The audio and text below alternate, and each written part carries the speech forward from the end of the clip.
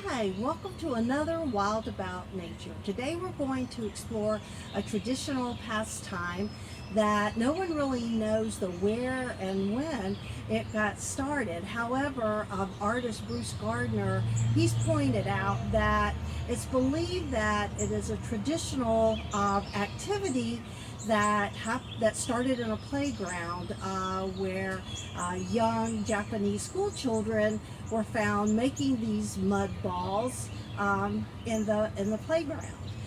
So what we're going to explore is Dorodango. So what is Dorodango?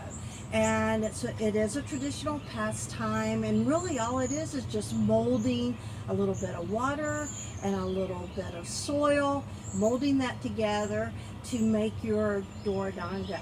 And Dora means mud, and dango means it's a rice flour cake or dumpling.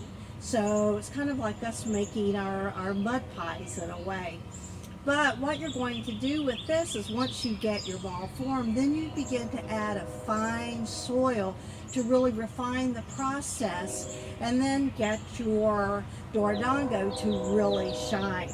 Now, sometimes it takes a couple of times to really get the hang of it. Here's my first attempt, and as you can see, it's not very shiny at all, but actually I'm very connected to my Dorodango, and I think it's because of the time and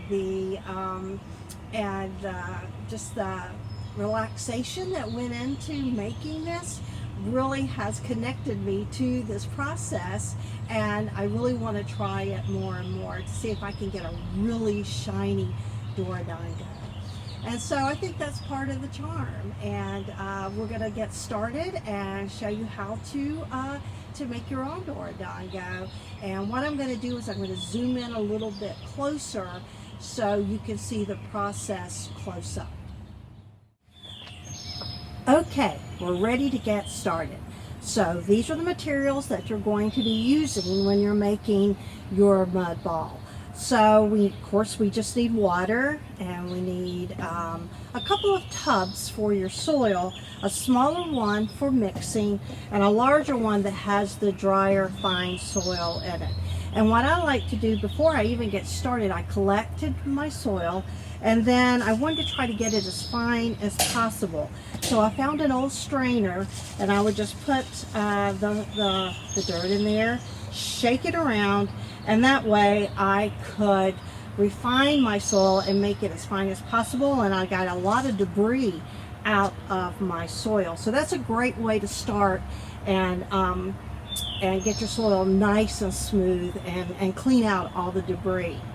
Now what you want to do is you want to add some soil to your little container. I've already started here, and also add some water, and you can just go a little bit at a time, a little bit of soil, a little bit of water, whatever's going to work for you, how you like to mix up and make mud. And you want to just you're going to have to squeeze it out. Just think about when you used to make mud pies, or if you still make mud pies now, just think about how you like to squeeze the water out. And what you're trying to do is you're working toward a sort of a doughy consistency. And once you get that doughy consistency and your ball begins to hold its shape, you're ready for the next step. And the next step would be, this one is still a little too wet, but I'm just going to show you the process. The next step is you want to take a little bit of the dry dirt and begin to sprinkle it on your Dorodango. And then you're going to take the outside of your thumb and you're just going to begin smoothing it around. And so you'll move it around, and of course your Dorodango would be a lot drier than this. And so you get a little bit of dirt, and you just kind of do this over and over, and you're going to smooth it out. And what you're doing is you're drying it out, and you're beginning to make your hard crust, because that's what's going to be able to shine. If it begins to crack, sometimes if you work too hard or too fast, you work it too hard or it works too fast, it begins to crack.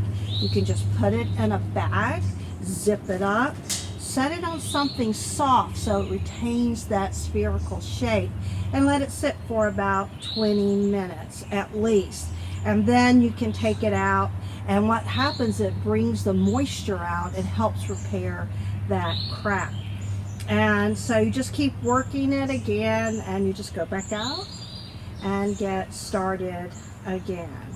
And once you begin to fill your Dorodango to take shape, you're feeling that crust begin to harden, then you're ready for the next step. And of course, forming your Dorodango, that can go on for several days. And anytime that you want to stop and take a rest, always put it in your bag and set it and just let it rest, and then you can take it out and you can continue the process.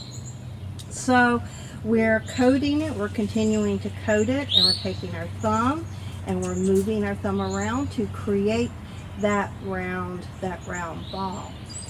And once it gets, that crust begins to form, it's really starting to keep its shape, you're really feeling it harden up, you're ready for the final step.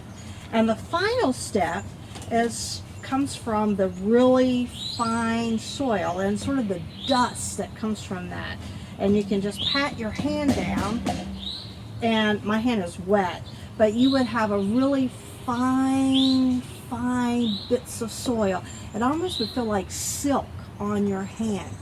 And this is what's going to help shine your Dorodango. So you would pat down, take that little bit of really fine soil, and then continue that same process of rubbing it around on your Dorodango.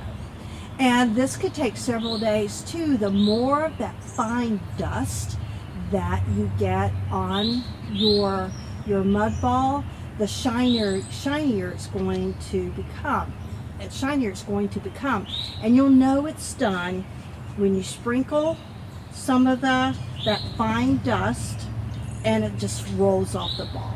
And you know, now I've got my crust, it's about as hard as it's going to get. The moisture has come out of it, and so I'm ready for the final shine. And I'll demonstrate on mine.